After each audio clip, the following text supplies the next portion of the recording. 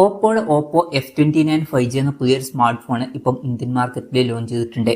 ഈ ഒരു smart phone 24,000 രൂപ പ്രൈസ് റേഞ്ചിലായിട്ടാണ് വരുന്നത്. ഈ ഒരു വീഡിയോയിൽ നമ്മൾ നോക്കാൻ പോകുന്നത് ഓപ്പോ F29 5G എന്ന ഫോണിന്റെ ഒരു സ്പെസിഫിക്കേഷൻ അനാലിസിസ് ആണ്. ഇപ്പം നമ്മൾ ആദ്യം ഡിസ്പ്ലേയുടെ കാര്യം നോക്കുകയാണെന്നുണ്ടെങ്കിൽ ഓപ്പോ F29 5Gയിൽ 6.7 ഇഞ്ചിന്റെ ഫുൾ HD പ്ലസ് ഡിസ്പ്ലേ ആണ് വരുന്നത്. അമോലെഡ് ഡിസ്പ്ലേ ഒക്കെ ഇതിൽ വരുന്നുണ്ട്. പഞ്ചോൾ ഡിസൈൻ ഇതിൽ കൊടുത്തിട്ടുണ്ട്. പഞ്ചോൾ വരുന്ന ടോപ്പ് സെന്റർ ഭാഗത്തായിട്ടാണ്. ഈ ഒരു ഫോണിൽ ഫ്ലാറ്റ് ആയിട്ടുള്ള ഡിസ്പ്ലേ ആണ് വരുന്നത്. പ്രോ വെർഷനിൽ കർവ്ഡ് ഡിസ്പ്ലേ വരുന്നുണ്ട്, പക്ഷേ ഈ ഒരു വെർഷനിൽ ഫ്ലാറ്റ് ഡിസ്പ്ലേ വരുന്നുള്ളൂ. 120 ഹെർട്സിന്റെ റിഫ്രഷ് റേറ്റ് ഇതിൽ സപ്പോർട്ട് ചെയ്യുന്നുണ്ട്. 240 ഹെർട്സിന്റെ ടച്ച് സാമ്പിളിംഗ് റേറ്റും ഇതിൽ വരുന്നുണ്ട്. പിന്നെ 10 ബിറ്റ് ഡിസ്പ്ലേ പോലുള്ള ഫീച്ചേഴ്സ് ഒക്കെ ഇതിൽ കൊടുത്തിട്ടുണ്ട്. പീക്ക് ബ്രൈറ്റ്നസ് വരുന്നത് 1200 നിറ്റ്സ് ആണ്. ഗൊറില്ല ഗ്ലാസ് 7യുടെ പ്രൊട്ടക്ഷൻ ഒക്കെ ഫോണിന്റെ ഫ്രണ്ടിൽ കൊടുത്തിട്ടുണ്ട്.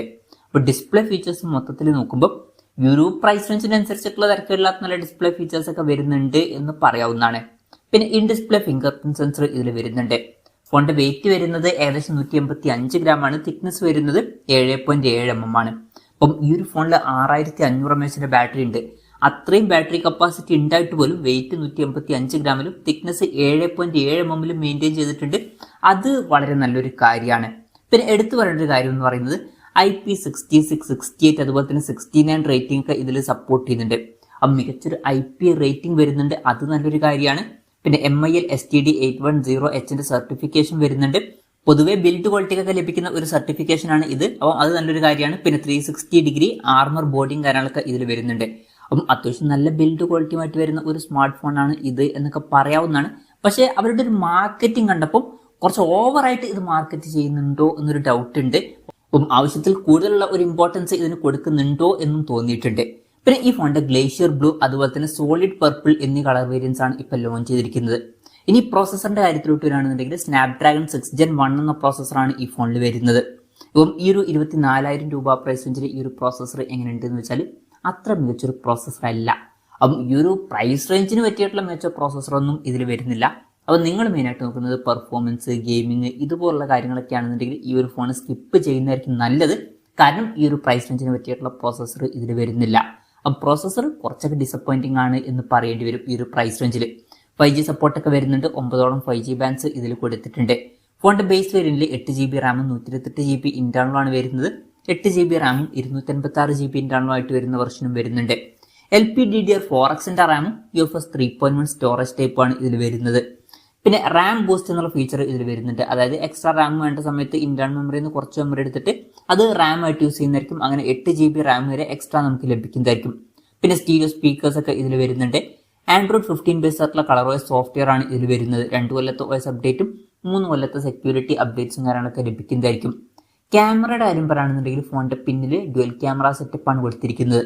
50 മെഗാ പിക്സലിന്റെ 1.8 അപ്പേഴ്സിൽ വരുന്ന മെയിൻ ക്യാമറ സെൻസറാണ് ഈ ഫോണിൽ വരുന്നത്. OSന്റെ സപ്പോർട്ട് ഇല്ല. ഈ ഒരു പ്രൈസ് റേഞ്ചിൽ വരുന്ന ഒരു ഫോണിൽ നമ്മൾ OSന്റെ സപ്പോർട്ട് എക്സ്പെക്ട് ചെയ്യുന്നുണ്ട്. അതിവിടെ മിസ്സിംഗ് ആണ്. പിന്നെ 2 മെഗാ പിക്സലിന്റെ 2.4 അപ്പേഴ്സിൽ വരുന്ന ഡെപ്ത് സെൻസറാണ് ഇതിൽ വരുന്നത്. ഇതിൽ അൾട്രാ വൈഡ് ആംഗിൾ ലെൻസ് വരുന്നില്ല. ഈ ഒരു പ്രൈസ് റേഞ്ചിൽ അതും നമ്മൾ എക്സ്പെക്ട് ചെയ്യുന്നുണ്ട്. അതും ഇവിടെ മിസ്സിംഗ് ആണ്. പിന്നെ ഫ്രണ്ടിൽ 16 മെഗാ പിക്സലിന്റെ 2.4 അപ്പേഴ്സിൽ വരുന്ന സെൽഫി ക്യാമറ ആണ് വരുന്നത്. അപ്പം ഓൺ പേപ്പർ ക്യാമറ സ്പെസിഫിക്കേഷൻ നോക്കുമ്പോൾ അത്ര മികച്ചൊരു ക്യാമറ സ്പെസിഫിക്കേഷൻ എന്ന് പറയാൻ പറ്റില്ല. ഈ ഒരു പ്രൈസ് റേഞ്ചിൽ സാധാരണ കാണാറുള്ള OSന്റെ സപ്പോർട്ടും അതുപോലെ തന്നെ അൾട്രാ വൈഡ് ആംഗിൾ ലെൻസ് ഒക്കെ ഇതിൽ മിസ്സിംഗ് ആണ്. ബാറ്ററിയുടെ കാര്യത്തിലോട്ട് വരികയാണെന്നുണ്ടെങ്കിൽ 6500 mAh ബാറ്ററി ഇതിൽ കൊടുത്തിട്ടുണ്ട്. വളരെ കൂടിയൊരു ബാറ്ററി കപ്പാസിറ്റി ഇതിൽ വരുന്നുണ്ട്.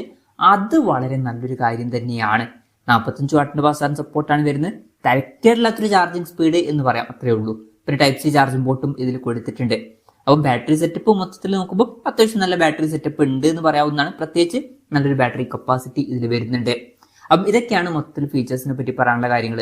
പിന്നെ വിലയുടെ കാര്യം പറയുകയാണെന്നുണ്ടെങ്കിൽ 8 GB റാം 128 GB ഇന്റേണൽ വെർഷന്റെ വില വരുന്നത് 23,999 രൂപയാണ്. 8 GB റാം 256 GB ഇന്റേണൽ വെർഷന്റെ വില വരുന്നത് 25,999 രൂപയാണ്. മാർച്ച് 27 മുതലാണ് ഈ ഫോണിന്റെ സെയിലും കാര്യങ്ങളൊക്കെ സ്റ്റാർട്ട് ചെയ്യുന്നത്.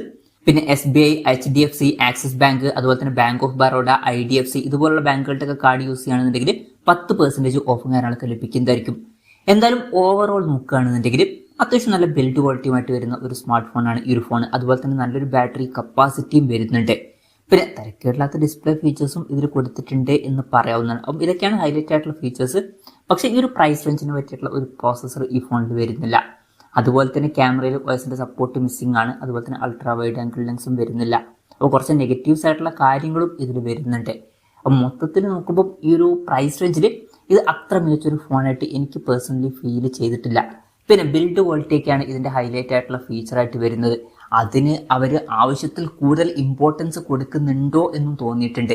മിക്കവാറും ഈ ഒരു സ്മാർട്ട് ഫോൺ ഓഫ്ലൈൻ മാർക്കറ്റിൽ ഇതിൻ്റെ ബിൽഡ് ക്വാളിറ്റിയുടെ പേരും പറഞ്ഞിട്ട് നല്ല രീതിയിൽ വിൽക്കാനുള്ള ചാൻസ് ഉണ്ട്. എന്തായാലും മൊത്തത്തിൽ നോക്കുമ്പോൾ ഈ ഒരു പ്രൈസ് റേഞ്ചിൽ ഇത് അത്ര മികച്ചൊരു ഫോണായിട്ട് എനിക്ക് പേഴ്സണലി ഫീൽ ചെയ്തിട്ടില്ല.